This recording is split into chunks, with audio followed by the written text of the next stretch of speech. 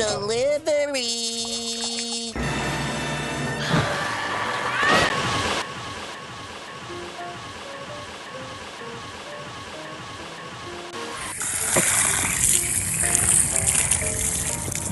You know that SpongeBob is actually an animal?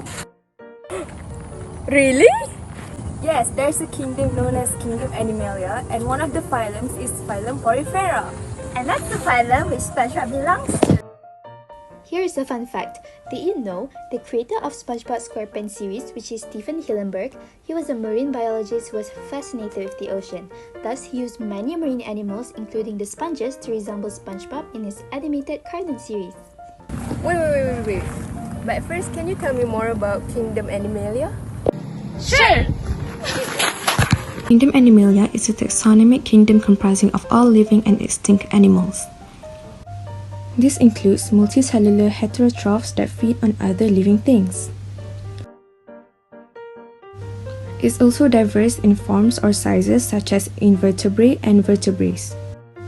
And they also don't have cell walls, hence why their cells are so flexible. There are 9 phyla in Kingdom Animalia, which are Phylum Porifera, Phylum Cnidaria, Phylum Platyhelminth, Phylum Nematoda, Phylum Annelida, Phylum Arthropoda, Phylum Mollusca, Phylum Echinodermata, and Phylum Chordata. In this video, we will only be focusing on 2 phyla, which are Phylum Porifera and Phylum Cnidaria. So, what is Phylum Porifera? Well, this phylum is known as the paw-bearing species, just like SpongeBob, where his holes are known as pores. They are also the most well-known parazoa, where parazoa is the subkingdom of Animalia. Last but not least, they are the simplest multicellular animals. They carry out all processes by the movement of water through pores. In addition to that, they are initially regarded as plants due to its symbiotic relationship with algae. But later on, their life cycle and feeding system were discovered, which proved sponges as animals. Hence, they were classified into a separate phylum in the animal kingdom. Let's move on to the characteristics of Porifera. So, the sponge body consists of the outer layer and inner layer, both separated by mesophyll. Now, according to this diagram of sponge cell types, the flattened cells, pinacocyte, forms the outer layer, while the flagellated cells, choanocyte, forms the inner layer of the sponge. There are also cells wandering in the mesophyll known as amoebocytes.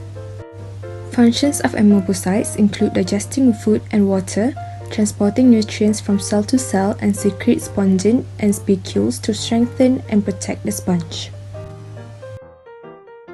Some other things you should know about Porifera is that it is asymmetrical, which have various shapes, size, and also colors. For example, the yellow tube sponge, which is known as Aplycina fistularis, and Calispongia piscifero, which are the azure-looking sponge. Porifera are known as aquatic animals. Most live in marine water, but some also live in fresh water. Porifera started as larvae and then becomes a seal. In this context, it means that they are animals which cannot move. Now, let's have a look at this picture of sponge body plant.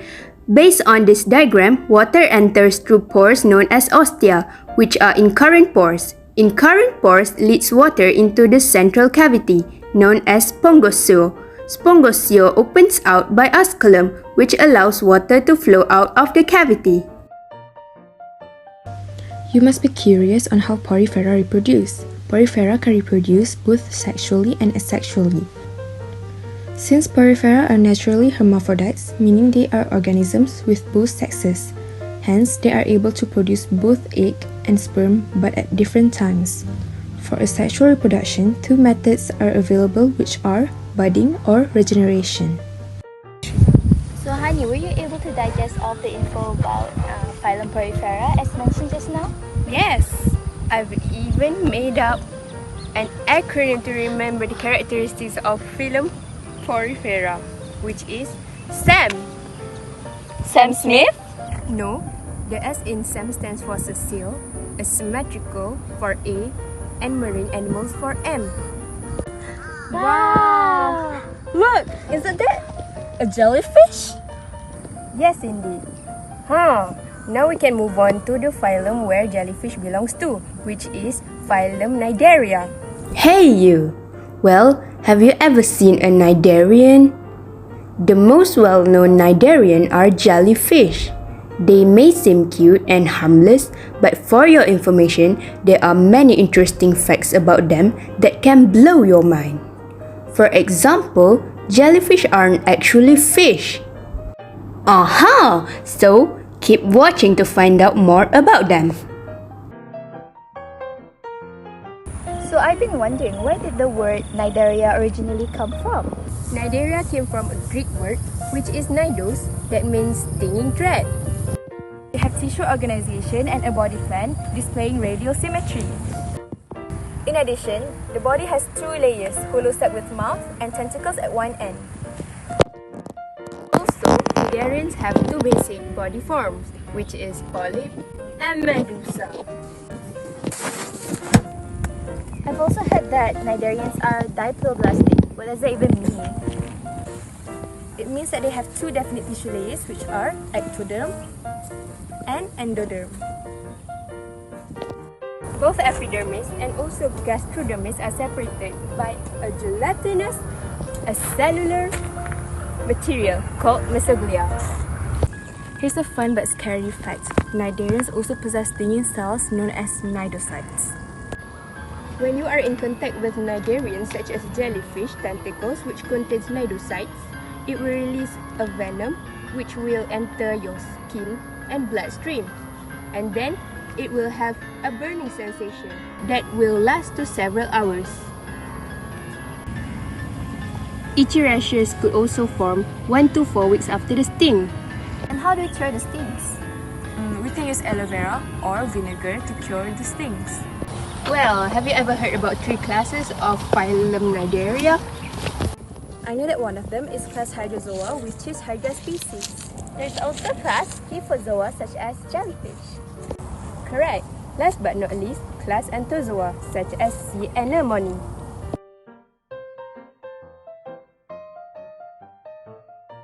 Class Hydrozoa such as Hydra species live in freshwater, ponds and streams. They exist in polyp form only. They reproduce both sexually and asexually. Sexual reproduction is done by producing eggs, whilst asexual reproduction is done by budding process. Next, class Cyphozoa comprises of jellyfish. Their main stage in life cycle is medusa. However, they either have no polyp or have a much reduced polyp stage in their life cycle.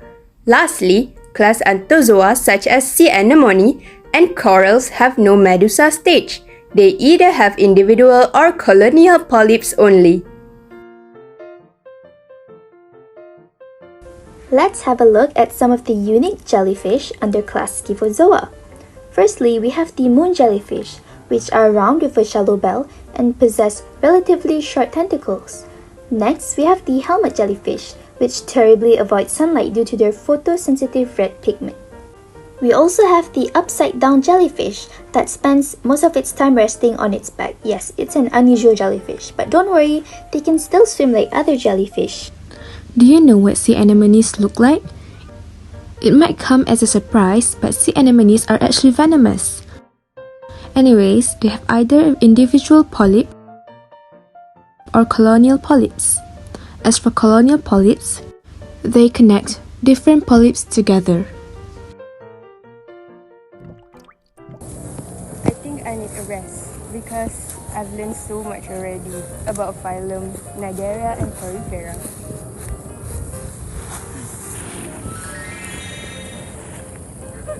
To summarize it all up, based on the video that you have watched, we have obtained general knowledge on kingdom Animalia and its phylums, specifically Phylum Cnidaria and Phylum Porifera. As for Phylum Porifera, we have learned about its characteristics, how it reproduces, and the anatomy of a sponge.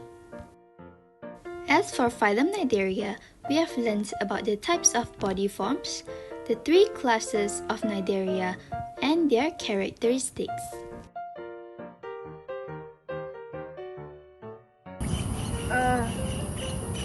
What a productive day.